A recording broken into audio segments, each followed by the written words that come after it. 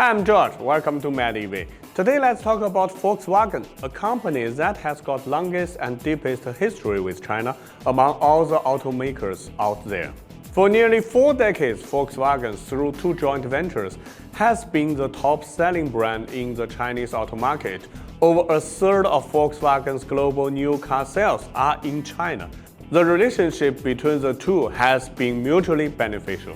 However, as EV began to dominate the Chinese market, Volkswagen faced immense pressure and was no longer the undisputed leader. They have no choice but to change. So Volkswagen adopted the strategy of in China for China, which is quite familiar for us because Ford has done the same thing before, but they failed.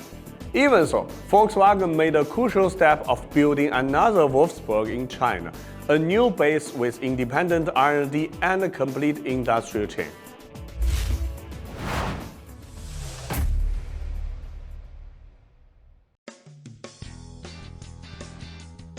In the old days, Volkswagen's R&D center in China just localized the technologies developed in Germany for the Chinese market. However, this is no longer suitable in the era of EVs. From January to October 2023, the ID family, which Huawei thought would be promising, sold only 108,000 units in China, accounting for only 2.8% of the EV market. In contrast, Huawei holds a substantial 30.9% share in the X-car market. In addition, faced with Chinese competitors capable of making new products every 2 years, Volkswagen's current pace appears too sluggish. So for Volkswagen to survive in China, they have to kick it up a notch. As a result, there's a new joint venture, Volkswagen Anhui, located in Hefei, just 460 kilometers from Shanghai. Unlike previous ones that focus only on technical adaptation and product manufacturing, what this 78% Volkswagen entity can do is very similar to its headquarters in Germany, that's Wolfsburg. Let's take a small example. Volkswagen's DCC used to be produced, tested, and certificated in Europe before being imported to China for adaptation. But at Volkswagen Anhui, this system is now 100% localized, with development and assembly entirely conducted in China. Just this small process has seen a 30% reduction in time and a 40% decrease in component costs. This is only a glimpse of Volkswagen's strategy in Anhui. In May 2020, Volkswagen became the largest shareholder of Gotion High-Tech, a Chinese power battery supplier. In May 2023, Volkswagen Technology Company was established, becoming Huawei's largest R&D center outside of Germany.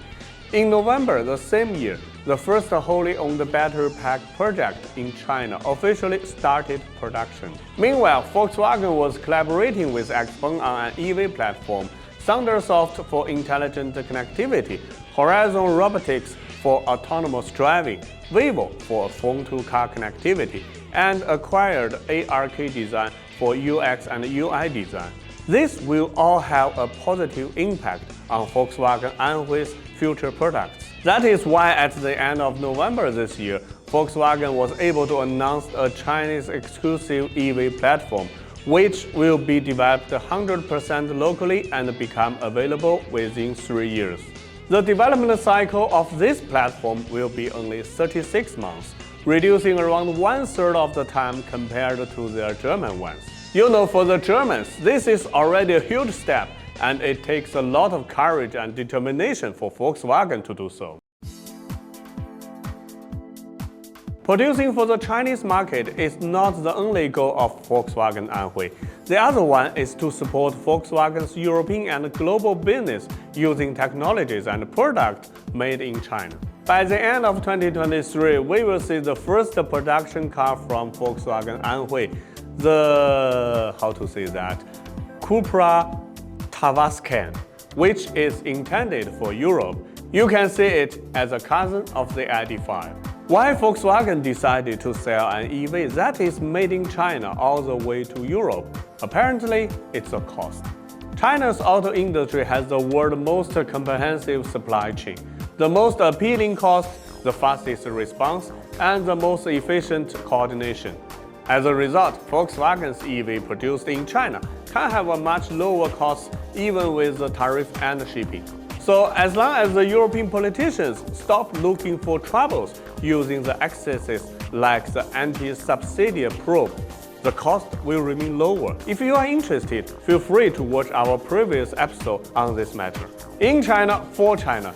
It's not just a slogan for Volkswagen to gain competitiveness in the Chinese market. It's also a necessary path to achieve global goals, which are improving profits and reducing costs. In this process, China plays a pivotal role.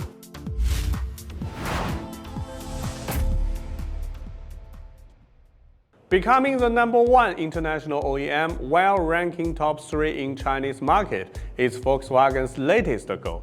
And among all the legacy autos, Volkswagen's response and transformation are indeed the fastest and the most drastic. Because Volkswagen has realized that it can have superior technologies, lower costs, and higher efficiency, so that it can go back into this competitive market while getting a higher profit at the same time.